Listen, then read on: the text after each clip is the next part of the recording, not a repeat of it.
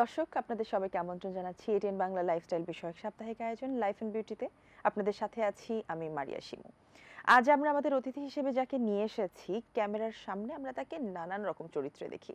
তিনি ভিন্ন ভিন্ন চরিত্রে ভিন্নভাবে নিজেকে উপস্থাপন করে আমাদের হৃদয় জয় করে নিয়েছেন। আমরা আমন্ত্রণ জানাচ্ছি যার সঙ্গে আজকে আড্ডা দিব, জমজমাট গল্প করব, আমাদের সকলের অত্যন্ত প্রিয় অভিনয় শিল্পী নাইমা আলম মাহা। আপু কেমন আছেন? এই তো ভালো। আপনি কেমন আছেন? আমি বেশ ভালো আছি, অনেক ধন্যবাদ আপনাকে। শুরুতেই একটু জানতে চাই যে আগামীকালই আসলে বিশ্বকাপের উত্তেজনা শেষ হলো আমাদের দেশ থেকে। আমরা সবাই বেশ এক্সাইটেড ছিলাম এবং যতদিন আসলে ফুটবল ম্যাচ চলেছে আমরা দেখেছি যে বাঙালি তো আসলে খুব উৎসব প্রিয় জাতি, একটা অন্য রকম এক্সাইটমেন্ট কাজ করেছে। সো জানতে চাই এবারে বিশ্বকাপ ফুটবলের জ্বরটা আসলে আপনাকে কতখানি কাবু করতে পেরেছে বা পেরেছে কিনা? আমাকে এবার অনেক কাবু করতে পেরেছে, কারণ আমি বেশি ইনভলভ ছিলাম খেলা নিয়ে। অনেক খেলা দেখা হয়েছে, কিন্তু মাঝখানে মাঝখানে শুটিং এবং কাজের কারণে দেখা হয়নি, এবং রাতে বিশেষ করে খেলা হতো। এই কারণে কিছু কিছু খেলা দেখা হয়নি, কিন্তু দেখা হয়েছে। আমার টিম তো ছিল ব্রাজিল, সো সেটা তো 16 রাউন্ডেই চলে গিয়েছে। অনেক মন খারাপ ছিল। নেইমার সাথে সাথে ডিক্লেয়ার করেছে যে সে আর খেলবে না, তাকে আর ইয়েলো জার্সিতে দেখবো না আমরা মাঠে খেলতে। তো এই জিনিসটা আমার কাছে অনেক খারাপ লেগেছে। তো আমি যে এন্ট্রি আর্জেন্টিনা এটা কিন্তু না, আমি আর্জেন্টিনাকেও পছন্দ করি, তো মেসিকেও আমার ভালো লাগে। তো কালকে মেসি হারার পরে একটু খারাপ লেগেছে ওর কান্নাটা দেখেও। মানে আসলে ভালো লাগা খারাপ লাগা নিয়েই তো যেকোনো হ্যাঁ, যেকোনো খেলার তো আসলে হার জিত হার জিত, হ্যাঁ। একটু এফেক্টেড হয়তো বা হয় যারা বেশি ইনভলভ থাকে তাদের ক্ষেত্রে। আর এছাড়াও আমরা যেটা জানি যে আপনি কিন্তু খেলাধুলায় মোটামুটি বেশ অ্যাক্টিভ। আমরা দেখেছি যে এই যে আর্টিস্টদের একদম অন্তর অন্তর একদম ভিতরকার যেসব ম্যাচগুলো হয়ে থাকে ফুটবল এবং ক্রিকেট, সেখানেও আপনার উপস্থিতি ছিল এবং আপনি বেশ ভালো পার্টিসিপেট করেছেন। খেলাধুলাটা কি ছোটবেলা থেকেই করতেন কিনা? হ্যাঁ, খেলাধুলাটা ছোটবেলা থেকেই করতাম, কিন্তু ফুটবল ক্রিকেট ওরকম খেলা হতো না খুব একটা। তো আমরা যেখানে থাকতাম সেখানে ছেলে মেয়ে তো সব একসাথে একই বিল্ডিংয়ে থাকা হতো। তো আমাদের ছাদটা অনেক বড় ছিল, তো সেখানে ছেলে মেয়ে আমরা একসাথেই খেলতাম। তো মেয়েদের খেলা খেললে আবার ছেলেদের খেলাও মাঝে মাঝে এভাবে ভাগ করে খেলা হতো। তো সেই পারপাসে ফুটবল ক্রিকেট মাঝে মাঝে খেলা হতো, কিন্তু আমার ভীষণ বিরক্ত লাগতো, আমি খেলতে চেতাম না। মানে ফুটবলটা ভালো লাগতো, এই ক্রিকেটটা আমার একদমই পছন্দ ছিল না কখনোই। আচ্ছা, কিন্তু আমরা দেখেছি যে ক্রিকেটে আপনার পার্টিসিপেশন বেশ ভালো হ্যাঁ, এবং ফুটবলও তাই। কখনো কি মনে হয়েছে যে আর্টিস্ট না হলে হয়তো বা আপনি এই খেলাধুলার দিকে হয়তো বা নিজের ক্যারিয়ারটা সেট করতেন? হ্যাঁ, অবশ্যই চেষ্টা করতাম। মানে আমি তো শুরু থেকেই আসলে অভিনয় শিল্পী হওয়ার স্বপ্ন দেখে বড় হয়েছি। তো এরপরে যদি এটা না হতো, হয়তোবা আমি খেলাধুলার কোনো একটাতে কিছু করতাম। কিছু করতে মানে ওইখানে আসলে ইন্টারেস্টটা তখন যেত হয়তো বা। হ্যাঁ। আচ্ছা, আমরা আসলে অভিনয়ের যাত্রাটা বা শুরুটা কিভাবে হয়েছে সেটা অল্প করে অবশ্যই জানবো, বাট যেহেতু রিসেন্টলি আমরা দেখছি যে আমাদের বেশ সবার মধ্যে যেই সিরিজটা নিয়ে মোটামুটি এক্সাইটমেন্ট কাজ করে অথবা বেশ জনপ্রিয়তা পেয়েছে সিরিজটি, ব্যাচেলর পয়েন্ট সিজন 5-এ আপনার উপস্থিতি দেখা গেছে, সেখানে আপনি চমৎকার একটা ক্যারেক্টারে অভিনয় করেছেন। একটু জানতে চাই ব্যাচেলর পয়েন্টসের সঙ্গে আসলে কিভাবে যুক্ত হওয়া হলো? ব্যাচেলর পয়েন্টসের সাথে আসলে আমি তো কাজ করি অনেক আগে থেকেই, সো সবাই মোটামুটি আমার চেনা পরিচিত ছিল। আর আমি বরিশালে যেহেতু কাজ করতাম, মানে থাকতাম ওখানে, আমার পরিচিত অনেক ভাইয়েরা ছিল, সেটা ব্যাচেলর পয়েন্টেও তারা কাজ করছে। তো ওই জায়গা থেকে আবার অমি ভাইও নিজেও ব্যাচেলর পয়েন্ট মানে বরিশালের ছেলে, সো ওখান থেকে পরিচয় ছিল। এভাবেই প্রথমে হাউস সুইট করি ভাইয়ার একটা কাজে, মানে আমি ছোট্ট একটা ক্যারেক্টার, তারপরে হচ্ছে ব্যাচেলর পয়েন্টে। তারপর ব্যাচেলর পয়েন্টে করা হয়। আচ্ছা, ব্যাচেলর পয়েন্টে আমরা আপনার যে ক্যারেক্টারটা দেখেছি সেখানে দেখেছি যে আপনি নর্মাল সময় তো নর্মালি কথা বলেন, কিন্তু রেগে গেলে আপনি বরিশালের ভাষায় কথা বলেন। তো এটা কি আগে থেকে ঠিক করা ছিল নাকি আসলে কাস্ট করার পরে মনে হলো যে না ঠিক আছে একটু ডিফারেন্স আনার জন্য তো এটা করা যায়? না, না, এটা আগে থেকেই ছিল। যখন আমাকে কাস্টিং করে ভাইয়া, তখন থেকে আমার ক্যারেক্টার ব্রিফ যখন করে যে তুমি আসলে ক্যারেক্টারটা এরকম, যে এমনি নর্মাল তুমি মডেলিং করো, তুমি নায়িকা হতে চাও, ধরো সেই জায়গা থেকে তোমার হাজব্যান্ড প্রথমে সাপোর্ট দেয়, পজেসিভ পরবর্তীতে আর দেয় না, ওটাই। কিন্তু তুমি রেগে গেলে বরিশালের ভাষা কথা বলো। এবং সেই ট্রানজিশনটা কিন্তু আমরা দেখেছি বেশ চমৎকার ছিল। আচ্ছা, আমরা এখন একটু ধরেন আমরা যে প্রশ্নটাই করব না কেন আপনাকে, সেটার উত্তরটা আমরা একটু বরিশালের ভাষা চাই, অথবা আপনার এই নাটকের মধ্যে ফেমাস কোনো একটা ডায়লগ বা কোনো একটা মোমেন্ট যদি আমাদেরকে একটু বরিশালের ভাষায় শোনাতেন। বরিশালের ভাষা এই মুহূর্তে বলাটা একটু কঠিন হয়ে যাবে, কারণ এটা তো একটু চর্চার ব্যাপারে। আমরা যখন অ্যাক্টিং করি তার আগে আমরা স্ক্রিপ্ট পড়ি, রিহার্সাল করি, তারপরে না আমরা কাজ করি। কিন্তু এখন হুট করে বললে একটু সমস্যা হয়। তারপর আমি চেষ্টা করছি, আমি একটা ডায়লগ বলি আমার। আহ, আরিফিন যখন আমাকে বকা দেয়, মানে আমাকে বলে যে তুমি এটা করছো কেন, আমার আরিফিনের সঙ্গে যখন রাগ উঠে, তখন আমি জাস্ট ওকে একটা ডায়লগ দিয়েছিলাম। আমার ভাষা নিয়ে বলে যে মিহু তুমি রাগ করলেই শুধু কেন বরিশালের ভাষা কথা বলো কেন? তখন আমি ওকে চেতে গিয়ে বলি, হে তুই কে ডা, তোমার ভাষা লইয়ে খোড়া দাও।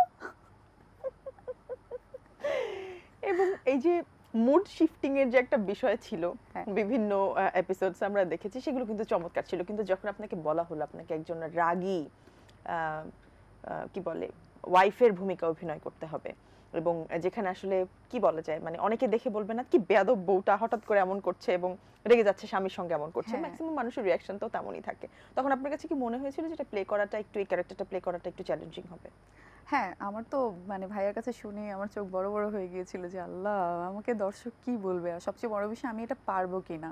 তারপরও আমার হচ্ছে সব মানে নতুন নতুন জিনিস শেখার খুব আগ্রহ, সবসময় আমি এটা করি, চেষ্টা করি। তো আমি দেখলাম লেটস সি, দেখা যাক কি হয়, নতুন করে চ্যালেঞ্জ একটু। হিসেবে নেওয়া যায়, হ্যাঁ, চ্যালেঞ্জ হিসেবে একটু নতুন করে নিজেকে দেখানো যায় কিনা, বা নিজেকেও চেনা যায় কিনা। এক্সপ্লোর করা যায় কিনা। আচ্ছা, এখন একটু আমরা অভিনয়ের জার্নিটা জানতে চাই। আসলে অভিনয়ের যাত্রাটা কিভাবে শুরু হয়েছিল? আমরা জানতাম যে আপনি নাচ দিয়ে শুরু করেছিলেন এবং তারপরে আসলে অভিনয়তে শিফট করা হয়, বাট সেটাও আসলে কিভাবে, শুরুটা কিভাবে হয়েছিল? প্রথমে তো আমি নাচ করতাম। নাচ করার জন্য আমি দেশের বাইরে এবং দেশে বিভিন্ন জায়গায় নাচের প্রোগ্রাম করতাম। তো সেখান থেকে আমার ফেসবুকে অনেক পরিচিত ছিল।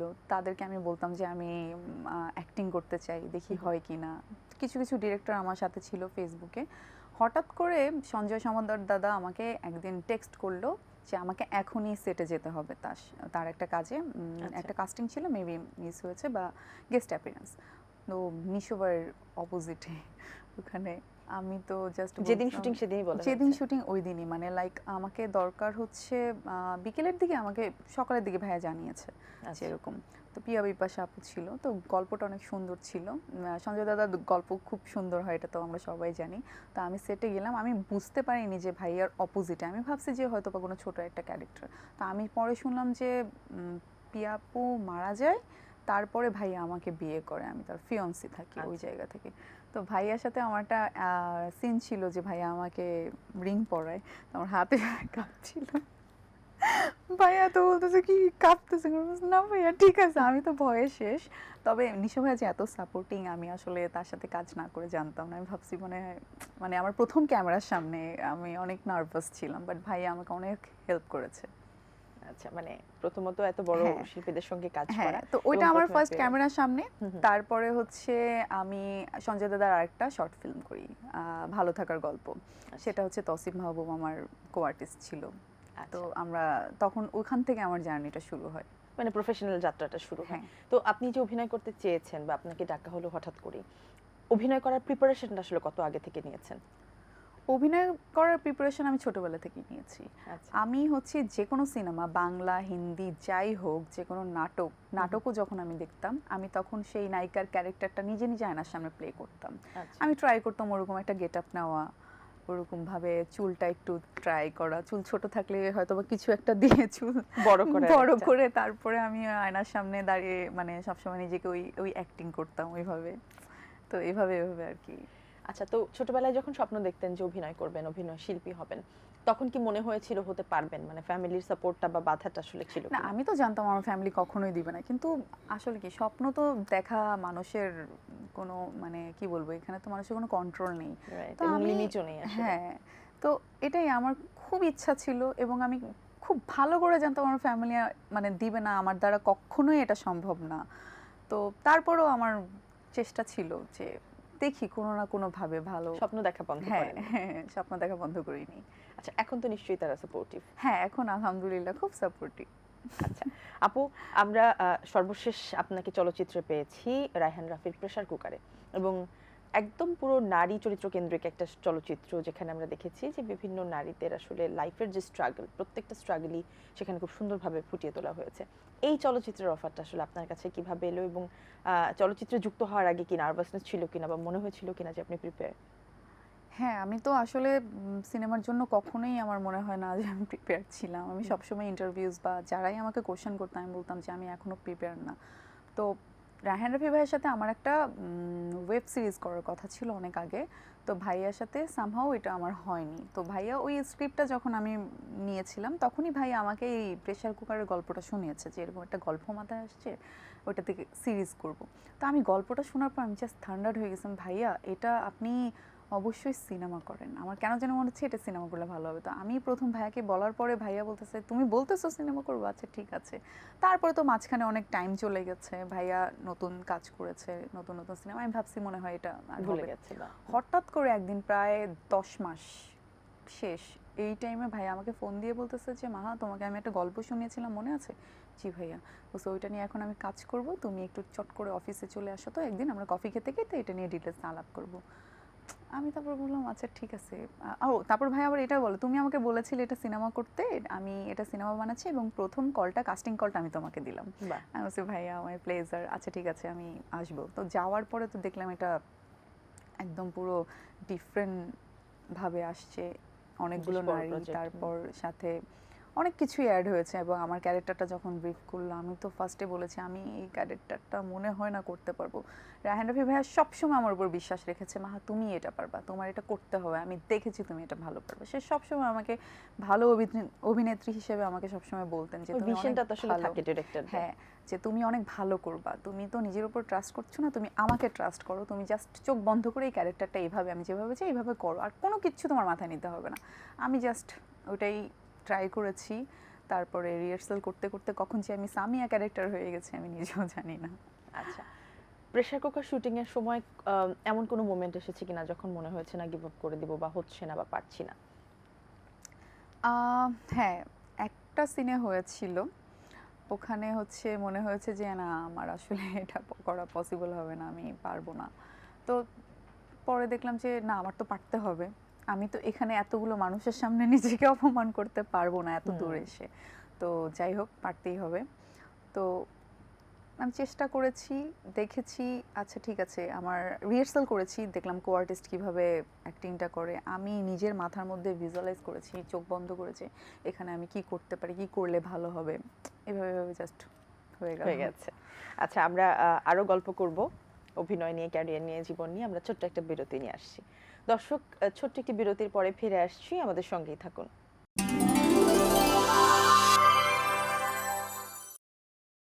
দর্শক, বিরতির পর আবারও আমন্ত্রণ, আপনারা দেখছেন লাইফ অ্যান্ড বিউটি। আমরা কথা বলছি আমাদের সকলের অত্যন্ত প্রিয় মাহাপুর সাথে। আপু, আহ, যখন প্রেসার কুকার করেছেন এবং যখন দেখেছেন আপনি নিজের চলচ্চিত্রটা বা সব মিলিয়ে যখন প্রোডাকশনটা আপনার সামনে এসেছে, তখন আসলে আপনি আপনার কাজটা নিয়ে কতখানি স্যাটিসফাইড? আমি আসলে প্রথম যখন মুভিটা দেখতে যাই সিনেমা হলে আমি অনেক ভয়ে ছিলাম কিভাবে মানে দর্শক নিবে, কি করেছি না করেছি সবাই অনেক ভয়ে ছিলাম। ইভেন নাজিবা তুষি একদম সাথেই ছিল আমার, রায়হান রাফিও আমার সাথে ছিল, মানে সবাই আমরা একটু ফিডব্যাকটা কেমন ভয়ে। আসবে এটা নিয়ে একটা হ্যাঁ, ভয় ছিল। ফিডব্যাকটা নিয়ে এবং আমরা কি করেছি কেমন করেছি এই বিষয়টা নিয়ে থাকে না, আমার তো প্রথম সিনেমা, আমার তো এই অবশ্যই। জিনিসটা থাকবেই, ওই ভয়টা অন্যরকম একটা ফিলিংস কাজ করছিল ওই টাইমে। তো পরে যখন সিনেমাটা দেখছি, দেখতে দেখতে মানে ফার্স্ট হাফের টাইমে যখন বিরতি দিল, পিছনে যারা বসেছিল আমার, আমি দেখলাম, বলতেছে আপু আপনাকে তো এখনই দেখলাম। খুব সুন্দর হচ্ছে। আমি বলছি, হ্যাঁ আরও দেখেন, যদি আপনাদের কাছে ভালো লাগে বলবেন অবশ্যই। তো আমরা হল ভিজিটে গিয়েছিলাম, সবাই অনেক প্রশংসা করেছে, বলছে যে মাহা তুমি অনেক ভালো করেছো, অনেক ভালো অভিনেত্রী। তো এই জিনিসটা অনেক ভালো লাগে। আমি ভালো Appreciation টা। অভিনেত্রী কিনা আমি জানি না, কিন্তু আমি চেষ্টা করি আমার ভালোটা, আমার সেরাটা দেওয়ার সবসময়। অবশ্যই, তাই শিল্পীদের তো আসলে ক্যারেক্টারের প্রতি তেমন ভালোবাসাটা থাকে বলেই তারা থাকে, আসলে শিল্পী। হ্যাঁ। আচ্ছা, তো যেহেতু আপনার ক্যারিয়ারের প্রথম চলচ্চিত্রের কাজটাই হচ্ছে একটা নারী নির্ভর চরিত্র বা একটা নারী নির্ভর গল্প আসলে এটা, আমরা যদি আমাদের দেশের চলচ্চিত্রের প্রেক্ষাপট চিন্তা করি, তাহলে সেখানে কিন্তু এখনো সেই নায়ক অথবা পুরুষ কেন্দ্রিক যেই গল্পগুলো সেগুলোই প্রাধান্য পায়। তো সেই বাউন্ডারিটা ভেঙে এখন দুইটা একটা চলচ্চিত্র হচ্ছে এমন। তো আপনার কাছে কি মনে হয়েছিল যে এটা আসলেই বেশি চ্যালেঞ্জিং হয়ে যাচ্ছে আপনার জীবনের প্রথম কাজটা এমন একটা চলচ্চিত্রে করা? হ্যাঁ, আমার কাছে তো মনে হয়েছে শুরুতেই যে এটা কি হবে জানি না। কিন্তু আমার সবসময় স্বপ্ন ছিল যে আমি রায়হান রাফি ভাইয়ার, আমি যদি কখনো সিনেমা করি, আমার প্রথম সিনেমা যেটা যেন ভাইয়ার ডিরেকশনে আমি করতে পারি, এটা যেন ইয়ে হয়। তো ওই স্বপ্নর জায়গা থেকে আমি আসলে এটা অতটাও বেশিও চিন্তা করি নাই যে কি হবে না হবে। আমার কথা হচ্ছে যা হওয়ার হবে। আমি আমার সেরাটা দিয়েছি, ভাইয়া সেরাটা দিয়ে কাজটা করেছে। এখন হয় না, সবার তো সবকিছু পছন্দ হবে না। রাইট। সব গল্পে তো সবাই মানে পছন্দ করবে না, হুম, সবারই যদি একটাই পছন্দ হয় হুম, তাহলে তো হয় না। হুম। তো ওটাই আমার কথা হচ্ছে গিয়ে, মানে গল্পটা যদি বুঝে তাহলেই হচ্ছে গিয়ে আমাদের সাকসেস, যে এই সার্থকতাটা মেসেজটা আসে। যদি আমরা আমাদের সমাজে পৌঁছে দিতে পারি, এটাই ছিল আমাদের সাকসেস, আর কিছুই না। আচ্ছা, এরপরে এরপরে যদি চলচ্চিত্রে কাজ করা হয় তাহলে কেমন গল্পের বা কোন বিষয়গুলোকে দেখে আসলে কাজ করবেন? আহ, আমার একটু থ্রিলার এসব গল্প খুব পছন্দ, ভালো লাগে। আমি মুভি সিরিজ এগুলো একটু থ্রিলার টাইপের দেখি। তো আমার রোমান্টিক খুব একটা বেশি কেন জানি টানে না, আমি জানি না। তারপরও যদি অভিনয় শিল্পী আমার যদি ওরকম অফার আসে ভালো কোনো রোমান্টিক গল্পে, আমি অবশ্যই করতে চাই। কিন্তু আমি সবসময় একটু একটু অ্যাকশন, একটু চ্যালেঞ্জিং, হ্যাঁ থ্রিলার। আমার সবসময় চ্যালেঞ্জ দিতে খুব ভালো লাগে, একটু অ্যাকশন, থ্রিলার, মিস্টেরিয়াস এইসব গল্পে কাজ করার খুব ইচ্ছা আছে। আচ্ছা, তো যেহেতু আপনার প্রথম চলচ্চিত্রতে সবাই আসলে নারী শিল্পী, হুম। তো সেখান থেকে একটু জানতে চাই যে যদি এর পরের চলচ্চিত্রে কাজ করা হয় বা থাকে না অনেক সময় যে আমি যেহেতু কাজ করছি ইন্ডাস্ট্রিতে, এই কাজটা আমার ড্রিম বা এর সঙ্গে কাজ করাটা আমার একটা স্বপ্ন, সো সেই জায়গা থেকে আসলে যদি আপনাকে নায়ক সিলেকশনের কথা বলা হয় তাহলে আপনি আপনার পছন্দ অনুযায়ী তাহলে আপনি কাকে সবার আগে পছন্দ করবেন? আমি তাহলে সবার আগে পছন্দ করব হচ্ছে সিয়াম ভাইয়াকে। আচ্ছা, কারণটা কি, মানে তার অভিনয়ের কোন দিকটা আপনাকে টানে? তার অভিনয় হচ্ছে গিয়ে, তাকে আমার ভালো লাগে। আমার আগে থেকেই সিয়াম ভাইয়ের সাথে কাজ করার ইচ্ছা ছিল। সিয়াম ভাই, আরিফিন শুভ, মিশু ভাইয়া। আর মেগাস্টারের কথা আমি এখন বলবো না, কারণ হচ্ছে তার সাথে কাজ করার মানে জন্য স্বপ্ন আমার তো, অনেক রকমের না সেটা ঠিক আছে, কিছুক্ষণ হ্যাঁ, আগে আপনি যেমন বলছিলেন যে স্বপ্নের তো আসলে কোনো সীমা থাকে না। সীমা থাকে না। কারণ আমি সাহসটা করব না মেগাস্টারের কথা বলতে, কারণ আমি এখনো নিজেকে মনে করি অতটা ক্যাপাবল না তার অপোজিটে নায়িকা হিসেবে কাজ করার। এই জন্য আমি তার কথাটা বাদ দিয়ে আমি এই কজনের কথা বলেছি। আর তো এটা আমার ড্রিম। আর যদি হয় তাহলে হলো, কোনো সমস্যা মানে নেই। মোটামুটি বিষয়টা হচ্ছে যে চলচ্চিত্র ইন্ডাস্ট্রিতে এখন যারা যারা আছে আছে, প্রমিনেন্ট, হ্যাঁ। সবাই করুক, সবার শেষে মেগাস্টারের সাথে গিয়ে কাজটা হোক, ততদিন আমি নিজেকে আরো পলিশ করে ফেলি। নিজেকে আরো পলিশ করে ফেলবো, রাইট। আচ্ছা, আপনার চলচ্চিত্র বা আপনার কাজ কি পরিবার দেখে কিনা? হ্যাঁ, আমার পরিবার দেখে। সবসময় মুখিয়ে থাকে যে কখন আসবে, কোন নাটকটা কোন চ্যানেলে যাবে, কোন টাইমে যাবে। সবাই ফোন দিয়ে মামা, চাচা সবাইকে বলে দেয় যে এই টাইমে মার এই নাটকটা মানে আসতেছে। পরিবারের সবাই বেশ এক্সাইটেড থাকে হ্যাঁ, এবং খুবই এক্সাইটেড। ইন্সপিরেশনটা আসে হ্যাঁ, সেখান হ্যাঁ, থেকে। এখন আচ্ছা আসে। আপু, আমরা মোটামুটি যে কয়টা চরিত্র নাটকের ক্ষেত্রে আমরা যদি বলি, নাটকের ক্ষেত্রে যে চরিত্রগুলোতে আপনাকে দেখেছি সেখানে কিন্তু আমরা বেশ প্রতিবাদী চরিত্রেই আপনাকে কম বেশি দেখেছি এবং আপনি বললেন যে রোমান্টিক আসলে হয়তোবা ভালো লাগলে করব, কিন্তু অ্যাকশনটাই আমি বেশি পছন্দ প্রেফার করি, করি। হ্যাঁ। এটা কেন? আপনি নিজে খুব চঞ্চল মানুষ, এজন্য আপনার কাছে মনে হয় যে এমন ক্যারেক্টার প্লে করা না, আপনার জন্য ইজি? আমি আসলে আমার রিয়েল লাইফে একটু প্রতিবাদী টাইপেরই, হুম হুম ছোটবেলা থেকে, একদম হুম ছোটবেলা হুম। থেকে।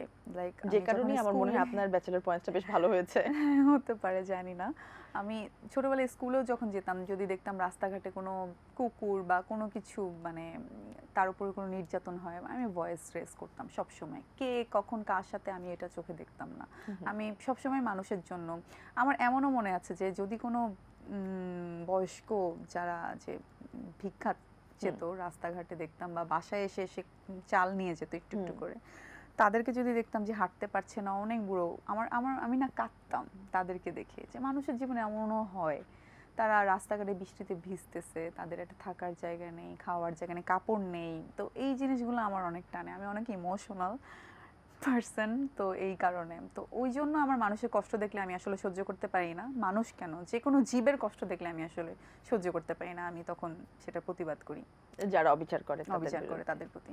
আচ্ছা, তো যেহেতু মোটামুটি বেশ অনেক বছর ধরে ইন্ডাস্ট্রিতে কাজ করছেন, কখনো এমন মনে হয়েছে কিনা যে এখনো আমাদের ইন্ডাস্ট্রিতে যারা নিউ কামার তাদেরকে ডমিনেট করা হয়, অথবা লবিং এর কারণে আসলে মানুষজন কাজ ভালো বেশি বেশি কাজ পায় বা ভালো কাজ পায়, মানে কোনো অসামঞ্জস্যতা আপনার কাছে মনে হয়েছে কিনা আমাদের না, না, ইন্ডাস্ট্রিতে? আমার এরকম কখনোই কোনো কিছু মনে হয় না। আমার কথা হচ্ছে আপনি যদি কাজ পারেন, অবশ্যই আপনাকে ভালো মানুষ খুঁজে নেবে। মানে আপনাকে ডিরেক্টর যাদের চোখে আপনাকে খুঁজে নেবে, দর্শক খুঁজে নেবে। এবং আমার এটাই, আমি যে 8 বছর ধরে কাজ করছি, আমার যে সবগুলো ভালো কাজ হয়েছে তা কিন্তু না। আমি কাজ করেছি শুধুমাত্র আমার নিজের পরিচিতি পাওয়ার জন্য, যে আমি নাইমা আলম মাহা কাজ করছি, সবাই আমাকে চিনলে কাজের আমাকে মাধ্যমে আরো, ছিল। হ্যাঁ, হুম। আরো মানুষ ডাকবে, হ্যাঁ, মানুষজন আমাকে দেখবে, চিনবে। কিন্তু ওই কাজগুলো করতে গিয়ে কিন্তু রায়হান রাফি ভাই আমাকে দেখেছে, আমাকে দেখে বলে তার মনে হয়েছে যে হ্যাঁ, আমি হয়তো বা এই ক্যারেক্টারটা পারফেক্ট আমিই করতে পারবো, যার কারণে সে আমাকে ছাড়া অন্য কাউকে অপশন হিসেবে রাখেনি। সো এটাই আমার বিশ্বাস, যে কাজ যদি কেউ জানে, সেটা যে কোনো কাজ হোক, তাহলে সে ওইটা পাবেই, তার নসিব ওটা থাকবেই। মানে কোয়ালিটিটা আসলে তেমন ভাবেই রাখতে হবে যে হ্যাঁ, সবাই যেন খুঁজে নিয়ে আসে। খুঁজে, আচ্ছা, এক্স্যাক্টলি, কাজ কাজটা একদম নিষ্ঠার সাথে করতে হবে। ডেডিকেশন। হ্যাঁ, ডেডিকেশন দিয়ে। আচ্ছা, তো আপনার কাছে কি মনে হয় যে যখন আপনি চলচ্চিত্রের সাথে ইনভলভ হয়ে যাবেন, চলচ্চিত্রে আরো কাজ বাড়াবেন, তখন কি নাটকে আর সময় দিবেন কিনা, এমন কোনো প্ল্যান আছে কিনা? আহ, আমি শুরু থেকেই নাটকটা করেই যেতে চেয়েছি, আসলে চলচ্চিত্রে আমার আসার কোনো ইচ্ছা ছিল না। তো এখন যেহেতু হয়ে গেছে, আমি আসলে কোনো প্ল্যান করি না আগে থেকে, আমি সব সময় দেখি যে লেটস সি কি হয়। হুম হুম। মানে আমি সিচুয়েশনের উপর ছেড়ে দিই, আমি অবস্থা বুঝে ব্যবস্থায় বিশ্বাসী। তো আচ্ছা এরকমই। আচ্ছা, তো যেহেতু ছোটবেলা থেকে আপনার ইচ্ছা ছিল আপনি আর্টিস্ট হবেন, আপনি অভিনয়ই করবেন, তো তখনও নিশ্চয়ই আপনার ইন্সপিরেশন ছিল বেশ মানুষজন, এবং এখনো যখন ইন্ডাস্ট্রিতে কাজ করছেন এখনো নিশ্চয়ই বেশ ইন্সপায়ার করার লোকজন আছে। সেখান থেকে জানতে চাই যে আমাদের এই ইন্ডাস্ট্রিতে কাদের কাজ আসলে আপনাকে ইন্সপায়ার করে? আমার শুরু থেকে আইডল, ছোটবেলা থেকে আমার পছন্দ হচ্ছে নুসরাত ইমরোজ তিশা আপু, তার অ্যাক্টিং আমার খুব পছন্দ।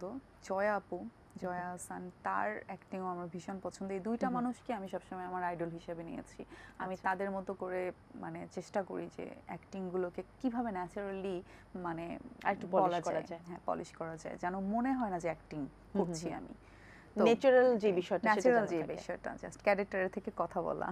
আচ্ছা আপু, স্ক্রিনের সামনে থাকতে গেলে অথবা আমাদের ইন্ডাস্ট্রিতে কাজ করতে গেলে আমরা জানি যে নিজের একটা বেসিক কেয়ার আসলে নিতেই হয়, এবং অন্য সবার যে কেয়ারটা লাগে তার থেকে হয়তো একটু বেশি লাগে একটু লাইটের বেশি সামনে লাগে, কাজ হ্যাঁ। করতে গেলে। সো আপনি অনেক সুন্দর মাশাল্লাহ, আপনি আসলে নিজেকে কিভাবে মেনটেন করেন বা নিজের সৌন্দর্য ধরে রাখার জন্য কি কি করেন? আমি আসলে যদি একটু ছোটবেলা থেকেই বলি, আমি মুখের ক্রিমটাও ঠিকভাবে নিজে দিতাম না, সবসময় আম্মু দিয়ে দিত। আচ্ছা। আম্মু খাইয়ে দিত, আম্মু দিয়ে দিত, আম্মু গোসল করিয়ে দিত, আমার নিজের প্রতি কোনো কখনোই খেয়াল ছিল না।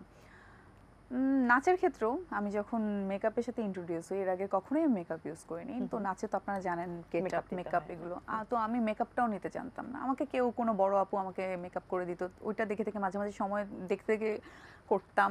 এভাবে মেকআপ করা। তো মেকআপের পরে হচ্ছে গিয়ে যে স্কিন কেয়ার করা, সেটাও আমি করতাম না, কিছুই করতাম না। তারপরে হঠাৎ করে যখন আমি মিডিয়ায় মানে নাটকে কাজ করা শুরু করলাম, তারও 1 বছর পরে আমি সানস্ক্রিন কি জিনিস সেটা চিনেছি, যে আচ্ছা সানব্লক লাগাতে হয়, না হলে আচ্ছা। স্কিনটা পুড়ে যায়, এরকম একটা বিষয়।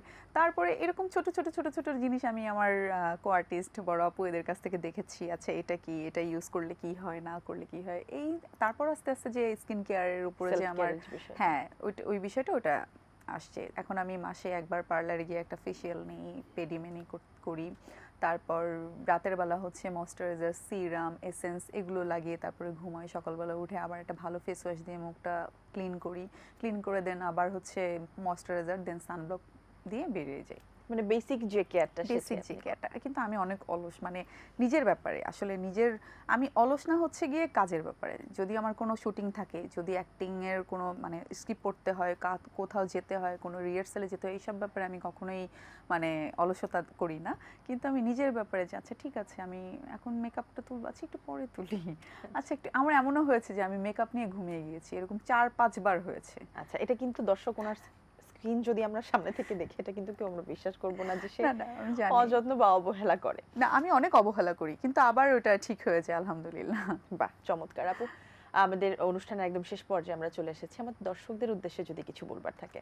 দর্শকদের উদ্দেশ্যে শুধু একটা কথাই বলবো, আপনারা সবাই ভালো কাজের সাথে থাকবেন, আমাদের বাংলাদেশের কাজকে আরও আমরা যেন উৎসাহ পাই করার জন্য, সেই জন্য আপনারা আমাদের সাপোর্ট করবেন, এবং আমাদের জন্য অবশ্যই, আমার জন্য অনেক দোয়া করবেন যেন আমি আরও ভালো ভালো কাজ আপনাদের কাছে উপহার দিতে পারি।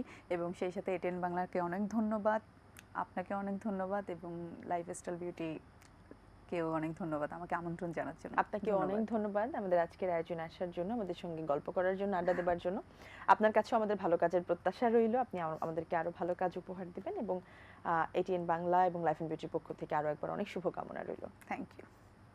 দর্শক, আজ এখানেই শেষ করছি। দেখা হবে আগামী পর্বে নতুন অতিথির সাথে। সে পর্যন্ত সবাই ভালো থাকুন, সুস্থ থাকুন এবং অবশ্যই এটিএন বাংলার সাথেই থাকুন। আল্লাহ হাফেজ।